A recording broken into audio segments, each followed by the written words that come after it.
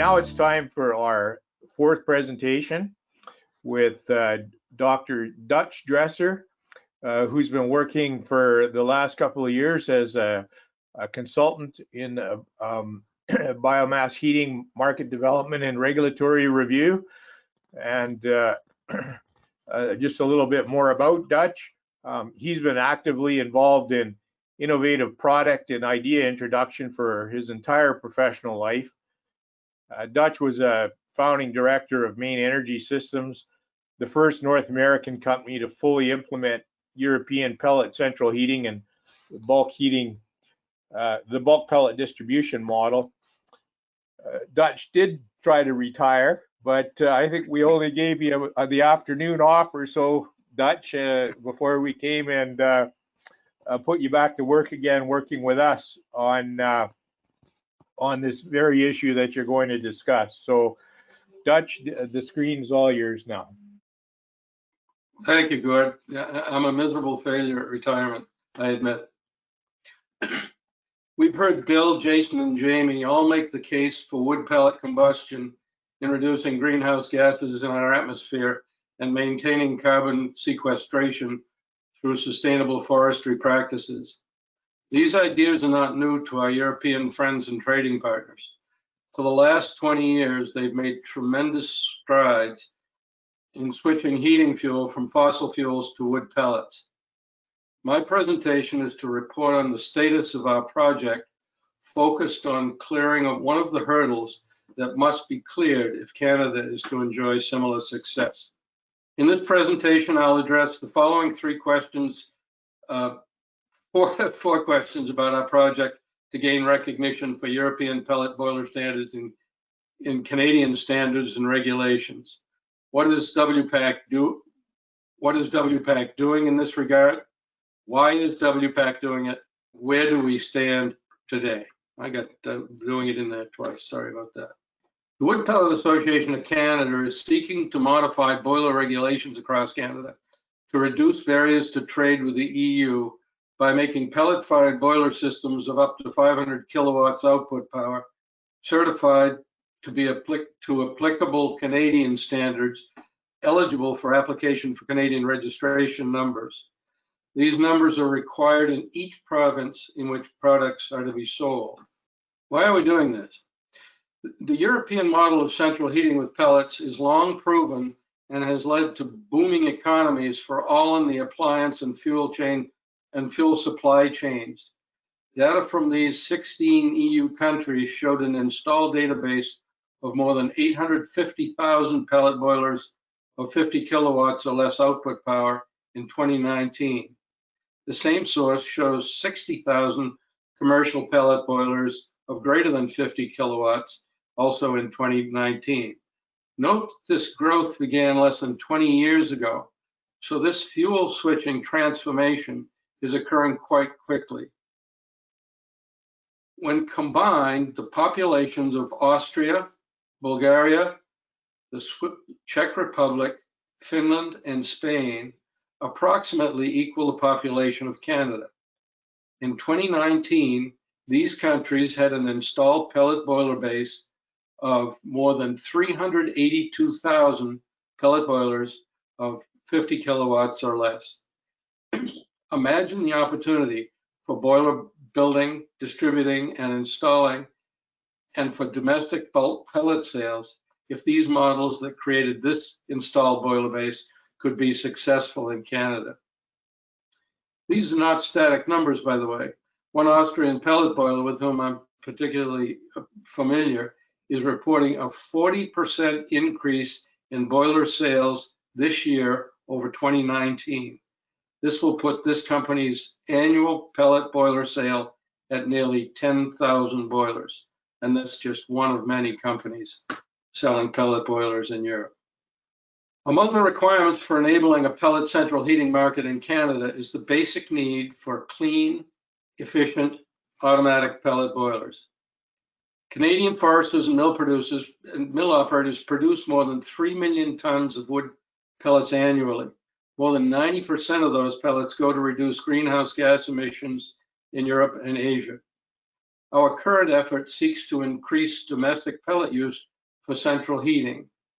To achieve our goal, we must be successful in making pellet boiler technology broadly available in Canada. The boilers that were referenced in an earlier EU slide would serve Canadian citizens and businesses, greatly increasing domestic pellet use. There are currently barriers to their trade in Canada that stifle efforts at mimicking the European small-scale pellet central heating model, even as these boilers are recognized globally as an efficient heating method that greatly reduces greenhouse gas emissions when compared to heating with fossil fuel. There's a near void in the Canadian marketplace for small pellet boilers because only one of the world's recognized pressure vessel standards sets is recognized by relevant CSA standards. CSA is the Canadian Standards Association. WPAC would like to make these boilers and similar products that could be manufactured domestically available to Canadians.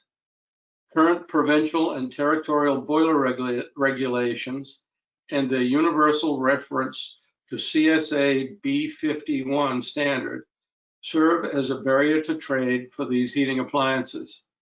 This standard insists that all boilers installed in Canada must have their pressure vessels manufactured to ASME standards. The hundreds of thousands of European manufactured pellet boilers operating around the world are manufactured to the standards of the European Union, which are different from the ASME standards, but which exist to protect the public safety, as do ASME standards. EN 303 is the standard promulgated by the European Committee for Standardization to ensure marketability of safe pellet boilers of up to 500 kilowatts output power. The current barrier to trade would be removed and significant opportunities would be created in Canada if pellet boiler systems containing pressure vessels certified to meet EN 303-5 standards were deemed qualified to apply for Canadian registration numbers. The addressable market is very large. The addressable heating market in Canada is very large, requiring up to 11 million tons of pellets. Any significant share of that market will increase substantial benefit to consumers and throughout the supply chain while resulting in great greenhouse gas reductions. How are we doing on this? So how is WPAC trying to accomplish this outcome that would be good for countless Canadians? At its root, this is an education problem. For more than 2 years, we've been working to identify and educate the major stakeholders in this complex issue. The opportunities for Canada are clear and compelling, but the decision tree is complicated and special interests are entrenched. As you can see, we've been addressing government bodies, standards bodies, and professional associations in both Canada and Europe.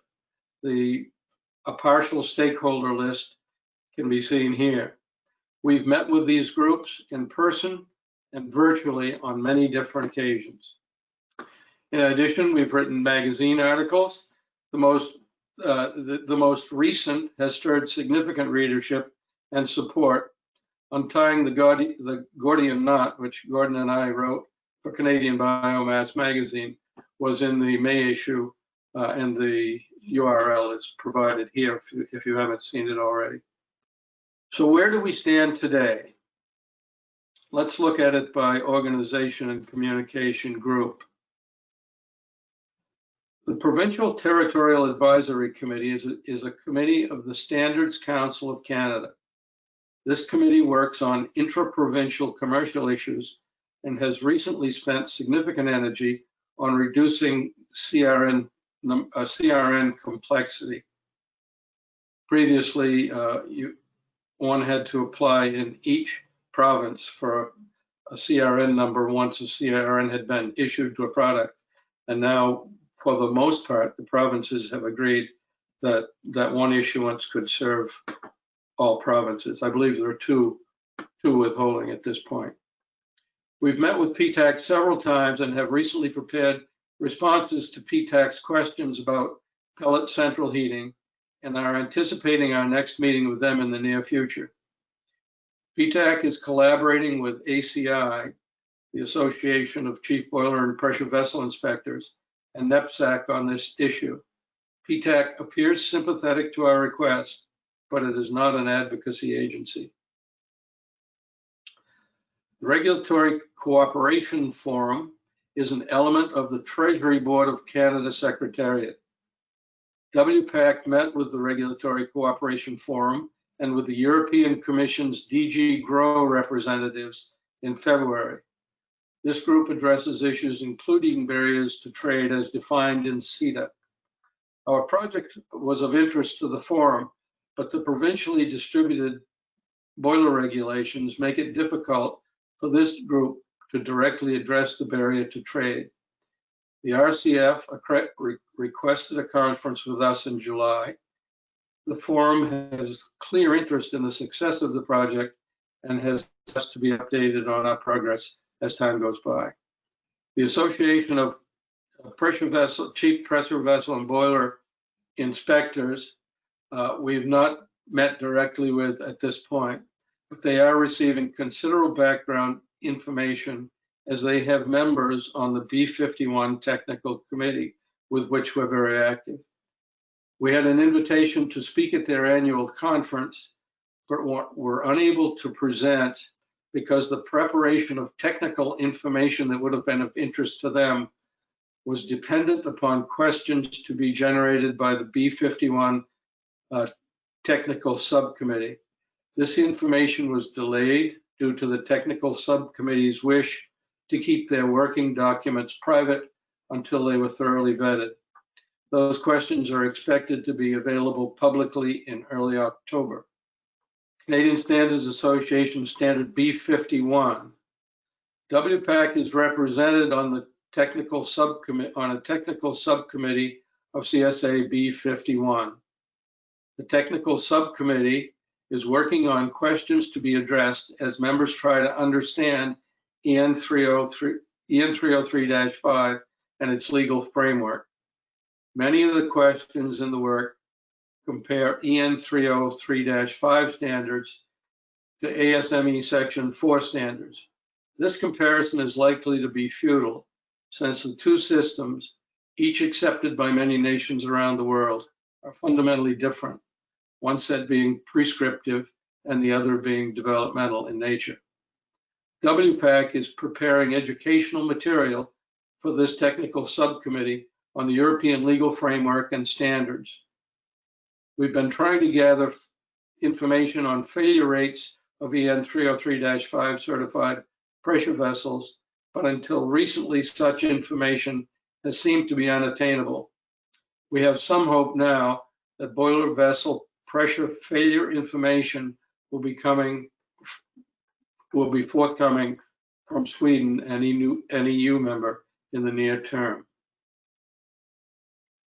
Canadian Standards Association Standard B415.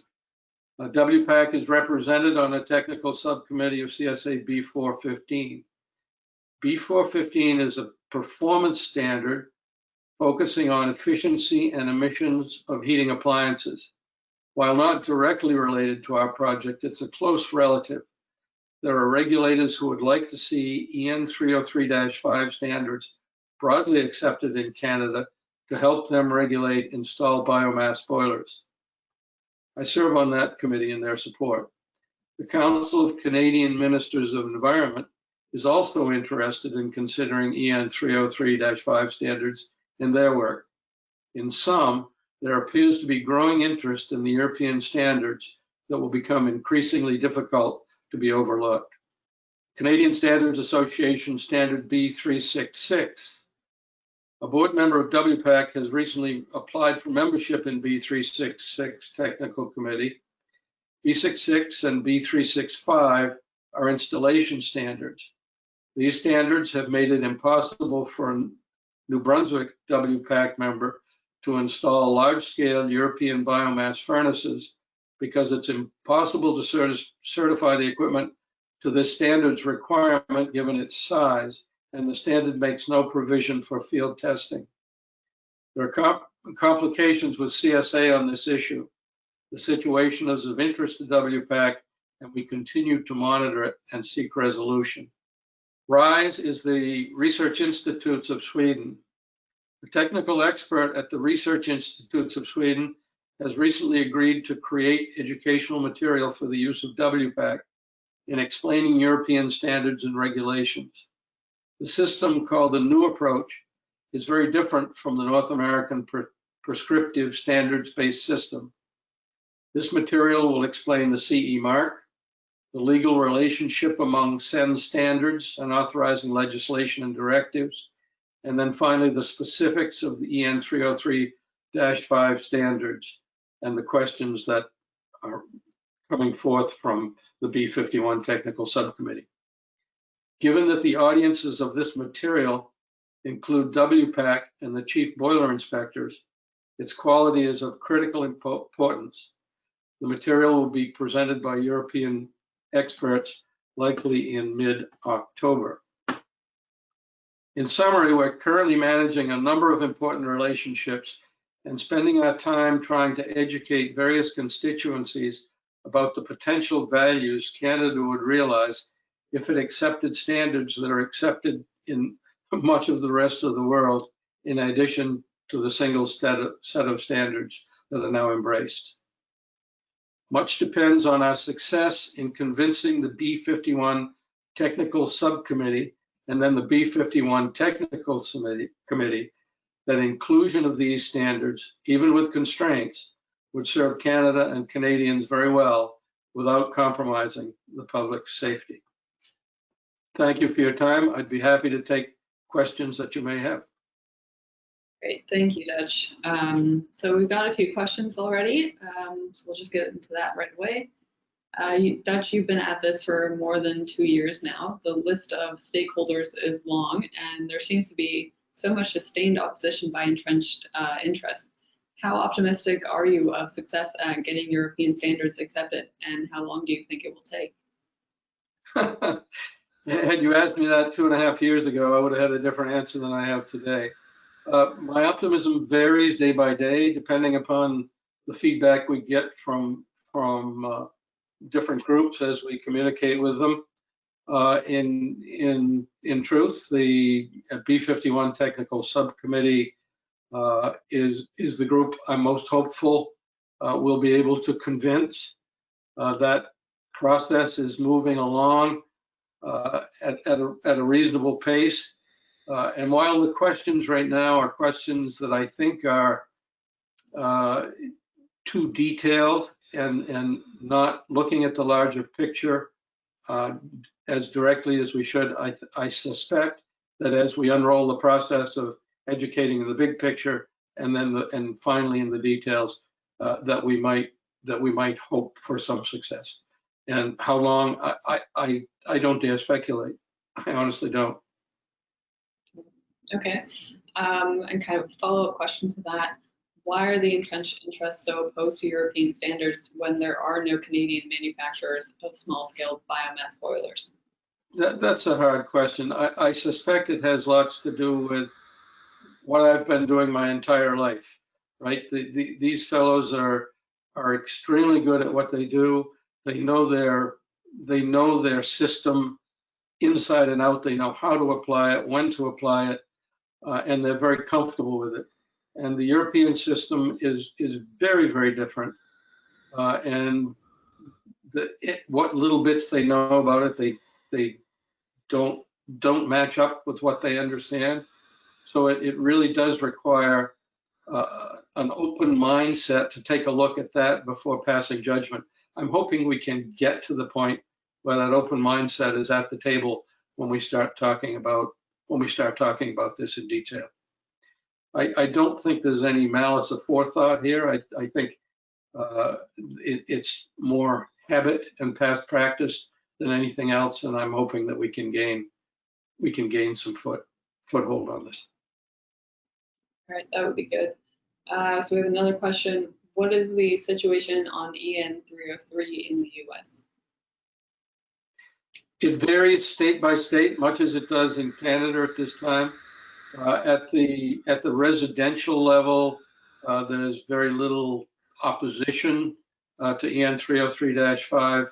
In some states, it's been expressly included in their boiler regulations because of efforts of people like us. And in some states, it's expressly excluded. So it varies. It's a patchwork, much as it is in Canada. Okay, I think we have time for one more question. The Canadian government told the public that the Canada-Europe trade agreement would lower barriers to trade, but isn't this issue exactly what CETA was supposed to address? Was the government wrong about the benefits of CETA? I think this is exactly the sort of issue that CETA was supposed to address. I think it's made difficult for the RCF because of the distribution of regulation. If this were a federal regulation, then I'm very certain that it would be sitting on the RCF table because it could be resolved. But that there are 13 or 14 different sets of regulations out there that all need to change makes that a pretty staggering prospect, which is precisely why we're trying to change CSA B51, because CSA B51 is called in every set of those regulations. So if CSA B51 allows for the inclusion of EN 303-5 standards, then by inclusion it will fall into the other regulations when they update their B51 version. Okay, that's good to know. So I think we are out of time for the questions, but thank you so much for your presentation, Dutch. Back to you, Gordon. Yeah, thank you very much, Dutch. I've sure appreciated your guidance on this complicated issue, and we're determined to keep at it until we're successful. You show 11 million tons of potential pellet consumption in Canada. That would just be seismic for us if we could tap into that with these boilers.